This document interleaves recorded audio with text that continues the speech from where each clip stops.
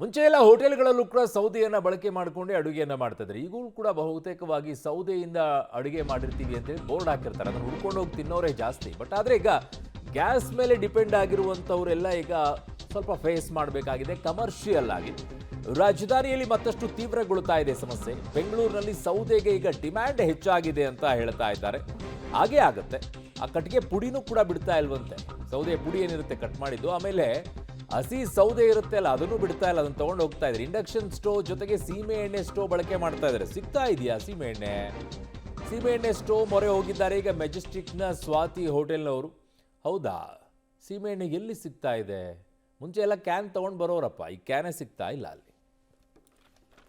So ಈಗ ಸೀಮೆ ಎಣ್ಣೆ ಬಹಳ ದೊಡ್ಡ ಮಟ್ಟದಲ್ಲಿ, ಮುಂಚೆ ಎಲ್ಲ ಮನೆ ಮುಂದೆ ಗಂಟೆ ಹೊಡ್ಕೊಂಡು ಬರೋರು, ಒಂದು ರೌಂಡಾಗಿ ಡ್ರಮ್ಮಲ್ಲಿ ತುಂಬ್ಕೊಂಬಿಟ್ಟು ಸೀಮೆ ಎಣ್ಣೆಯನ್ನು ನಿಮಗೆ ಕೊಟ್ಟಾಗ ಅದನ್ನು ತುಂಬಿ ಕ್ಯಾನನ್ನು ತುಂಬಿಕೊಡೋರು.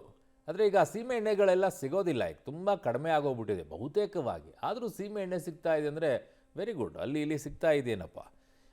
ಇನ್ನೊಂದು ಕಡೆಗೆ ಈಗ ಎಲೆಕ್ಟ್ರಿಕಲ್ ಸ್ಟೋವ್ಗಳಿಗೆ ಹೋಗ್ತಾ ಇದ್ದಾರೆ. ಇಂಡಕ್ಷನ್ ಸ್ಟೋವ್ಗಳನ್ನು ಬಳಕೆ ಮಾಡ್ತಿದ್ದಾರೆ. ಆ್ಯಕ್ಚುಲಿ ಮನೆಗಳಲ್ಲಿ ಇಟ್ಸ್ ಎ ಗುಡ್. ಹಾಲು ಕಾಸೋಕ್ಕೆ, ಬಿಸಿ ಮಾಡ್ಕೊಳ್ಳೋಕ್ಕೆ, ಸಾಂಬಾರು ಬಿಸಿ ಮಾಡ್ಕೊಳ್ಳೋಕ್ಕೆ, ಚಿಕ್ಕದಾಗಿ ಏನಾದರೂ ಇದ್ದರೆ ಟೀ ಮಾಡ್ಕೊಳ್ಳೋಕ್ಕೆಲ್ಲ ಬೆಸ್ಟ್ ಅದು. ಆ್ಯಕ್ಚುಲಿ ಗ್ಯಾಸ್ಗಿಂತಲೂ ಕೂಡ ನಾವು ಡಿಪೆಂಡೆನ್ಸಿನ ಕಡಿಮೆ ಮಾಡ್ಕೊಳ್ಬಹುದು. ಬೇರೆ ದೇಶಗಳಿಂದ ಬರಬೇಕಾಗಿರುವಂಥ ಗ್ಯಾಸು ತೈಲಗಳ ಡಿಪೆಂಡೆನ್ಸಿ, ಯಾಕಂದರೆ ನಮ್ಮಲ್ಲಿರುವಂಥ ಉತ್ಪಾದನೆಗೂ 12 ಮಿಲಿಯನ್ ಟನ್ ನಮ್ಮಲ್ಲಿ ಉತ್ಪಾದನೆ ಆಗೋದು, ನಮಗೆ ಬೇಕಾಗಿರುವಂಥದ್ದು 31 ಮಿಲಿಯನ್ ಟನ್ನು. ಸೊ ಹಾಗಾಗಿ ಅದನ್ನು ಆಮದು ಮಾಡ್ಕೊಳ್ಳೋದನ್ನು ಸ್ವಲ್ಪ ಕಡಿಮೆ ಮಾಡ್ಕೊಳ್ಳೋದು ಕೂಡ ದೇಶಕ್ಕೆ ಭಾಳ ಒಳ್ಳೆಯದಾಗುತ್ತೆ. ಆ ನಿಟ್ಟಿನಲ್ಲಿ ಯೋಚನೆಗಳು ಕೂಡ ಆಗಬೇಕಾಗುತ್ತೆ. ಎಷ್ಟಾಗುತ್ತೋ ಅಷ್ಟು ಹಿತಮಿತವಾಗಿ ಗ್ಯಾಸನ್ನು ಬಳಕೆ ಮಾಡುವಂಥದ್ದು ಯೋಚನೆ ಮಾಡಬೇಕು. ಎಲ್ಲೋ ಬರುತ್ತೆ ಬಿಡು ಗ್ಯಾಸು, ಕಾಸು ಕೊಟ್ಟರೆ 1,000 ರೂಪಾಯಿ ಬದಲಾಗಿ 2,000 ರೂಪಾಯಿನ ತೊಗೊಂಡು ಬಾ ಹಾಕು ಅನ್ನೋದು. ಬಟ್ ಅದಕ್ಕಿಂತಲೂ ಬೇರೆ ಏನು ಮಾಡ್ಕೊಳ್ಬೋದು? ಫಾರ್ ಎಕ್ಸಾಂಪಲ್, ಹಳ್ಳಿಗಳಲ್ಲಿ ಬಯೋಗ್ಯಾಸ್ಗಳನ್ನು ಯೂಸ್ ಮಾಡ್ತಾರೆ ಹಸುಗಳನ್ನು ಸಾಕೋರೆಲ್ಲ. ಸೊ ಹಸುಗಳನ್ನು ಸಾಕುವಂಥವರೆಲ್ಲ ಬಯೋಗ್ಯಾಸ್ ವ್ಯವಸ್ಥೆಯನ್ನು ಮಾಡ್ಕೊಂಡಿದ್ದಾರೆ. ಬಟ್ ಆ ಥರ ಯೋಚನೆಗಳನ್ನು ಬೆಂಗಳೂರು ಸಿಟಿಗಳಲ್ಲಿ ಟೆರೆಸ್ ಮೇಲೆ ಏನಾದರೂ ಮಾಡ್ಬೋದಾ ಅಂತ ಯೋಚನೆ ಮಾಡಬೇಕು. ಇರೋ ಸಿಲಿಂಡರ್ ನಾಳೆವರೆಗೆ ಮಾತ್ರ ಬರುತ್ತೆ ಅಂತ ಹೇಳ್ತಾ ಇದ್ದಾರೆ. ನಾಳೆ ಸಿಲಿಂಡರ್ ಸಿಗದಿದ್ರೆ ಹೋಟೆಲ್ ಕ್ಲೋಸ್ ಮಾಡುವ ಸ್ಥಿತಿ ಅಂತಿದ್ದಾರೆ. ಬಟ್ ಆ ಕಡೆಗೆ ಸೆಂಟ್ರಲ್ ಗೌರ್ಮೆಂಟ್ ಹೇಳ್ತಾ ಇದೆ ಇಲ್ಲ, ಎಲ್ಲ ವ್ಯವಸ್ಥೆಯನ್ನು ಮಾಡ್ತಾ ಇದ್ದೀವಿ ಅಂತ. ಕದಂಬ ಹೋಟೆಲ್ ಮಾಲೀಕರು ಈಗ ಮಾಹಿತಿಯನ್ನು ಕೊಟ್ಟಿದ್ದಾರೆ ಪಬ್ಲಿಕ್ ಟಿವಿ ಜೊತೆಗೆ ಮಾತನಾಡಬೇಕಾದ್ರೆ. ಸೊ ಬೆಂಗಳೂರಿನ ಕದಂಬ ಹೋಟೆಲ್ಗೆ ಈಗ ಗ್ಯಾಸ್ ಟ್ರಬಲ್ ಆಗಿದೆ. ಕೇವಲ ಅದೊಂದೇ ಹೋಟೆಲ್ಗೆಲ್ಲ, ಬಹುತೇಕ ಎಲ್ಲ ಹೋಟೆಲ್ಗಳಿಗೂ ಕೂಡ ಆಗಿದೆ. ಇರೋ ಸಿಲಿಂಡರ್ ನಾಳೆವರೆಗೆ ಮಾತ್ರ, ಅಟ್ಲೀಸ್ಟ್ ನಿಮಗೆ ನಾಳೆವರೆಗೆ ಆಗುತ್ತೆ. ಕೆಲವು ಹೋಟೆಲ್ಗಳಲ್ಲಿ ಖಾಲಿನೇ ಆಗೋಗ್ಬಿಟ್ಟಿದೆ. ಅವ್ರು ಏನು ಮಾಡೋದು ಅಂತ ತಲೆ ಕೆಡಿಸ್ಕೊಂಡು ಕೂತಿದ್ದಾರೆ. ಬಟ್ ಇವ್ರಿಗೆ ನಾಳೆವರೆಗೂ ಇದೆ. ಅಷ್ಟರೊಳಗೆ ವ್ಯವಸ್ಥೆ ಆಗಿಬಿಟ್ರೆ ಈ ಹೋಟೆಲ್ ಮಾಲೀಕರು ಫುಲ್ ಖುಷಿ ಆಗ್ಬಿಡ್ತಾರೆ, ಆಗುತ್ತೆ ಅಂತ ಹೇಳ್ತಾ ಇದ್ದಾರೆ.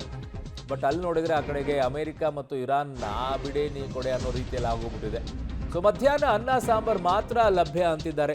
ಸಾಕು ಪಾಪ, ಊಟವನ್ನು ಬಯಸ್ಕೊಂಡು ಬರುವಂಥವ್ರಿಗೆ ಒಂಚೂರು ಅನ್ನ ಸಾಂಬಾರು ಇದ್ದರೆ ಸಾಕು ಅನ್ನೋ ಮಟ್ಟಕ್ಕೆ ಇರ್ತಾರೆ. ವೆರೈಟಿ ತಿನ್ನೋರು ಸಂಜೆ ಹೋಗ್ತಾರೆ. ಅದು ಬೇಕು ಇದು ಬೇಕು ಅಂತೇಳಿ ಹುಡ್ಕೊಂಡು ಹೋಗುವಂಥವ್ರು ಸಂಜೆ ಇರ್ತಾರೆ. ಒಂದು ವಾರಕ್ಕೆ, ಒಂದು 15 ದಿನಕ್ಕೆ ಏನು ವೆರೈಟಿ ತಿಂದೇ ಇದ್ದರೆ ಏನು ಆಗೋದಿಲ್ಲ. ಅನ್ನ ಸಾಂಬಾರು ತಿನ್ಕೊಂಡು ಏನಿರುತ್ತೆ ಅಂತ ತಿನ್ಕೊಂಡಿದ್ರೆ ಸಾಕು. ಅದಕ್ಕೆ ಕಳ್ಕೊಳ್ಳೋದೇನಿದೆ? ಬೇರೆ ಟೈಮಲ್ಲಿ ತಿಂದಿರಲ್ವಾ? ನನ್ನ ಸಹೋದ್ಯೋಗಿ ಮಾರುತಿ ಅಲ್ಲಿಂದ ಮಾಹಿತಿ ಕೊಟ್ಟಿದ್ದಾರೆ, ನೋಡೋಣ.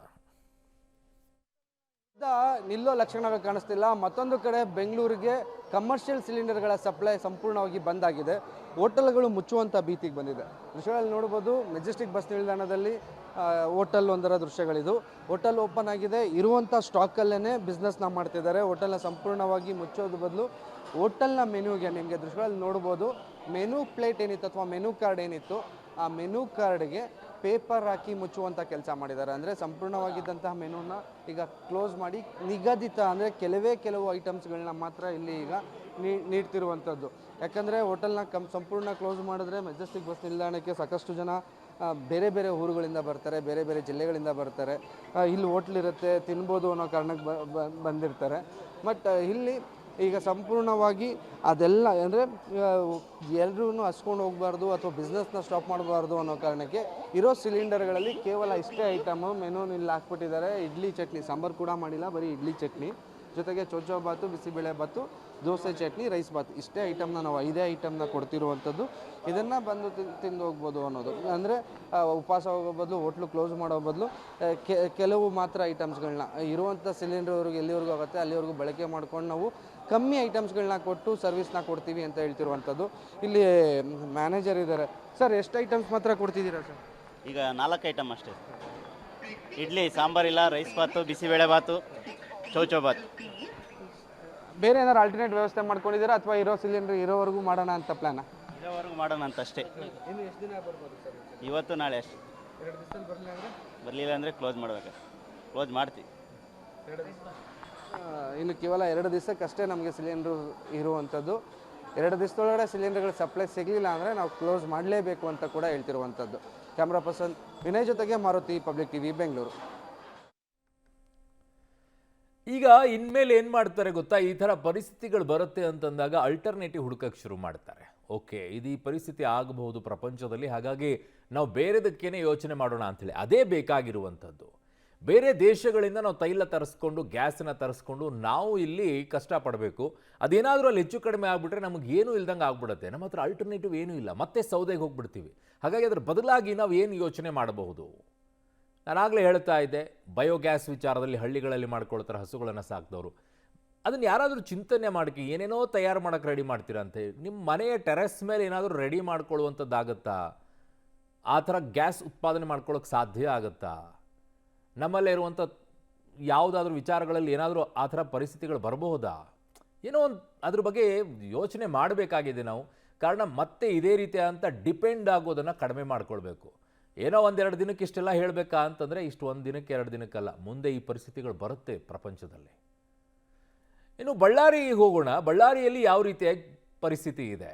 ಬೇಸಿಗೆ ಕಾಲ ಇದೆ. ಈಗ ಸೋಲಾರಲ್ಲಿ ನೀವು ಏನು ಬೇಕಾದರೂ ಮಾಡ್ಕೊಳ್ಬೋದು, ಅವಕಾಶಗಳಿದ್ದಾವೆ. ಅದಕ್ಕೆ ತಕ್ಕಂಗೆ ಚಿಂತನೆಯನ್ನು ಕೂಡ ಮಾಡಬೇಕು. ಮಳೆಗಾಲ ಚಳಿಗಾಲ ಇದ್ದರೆ ಬೇರೆ,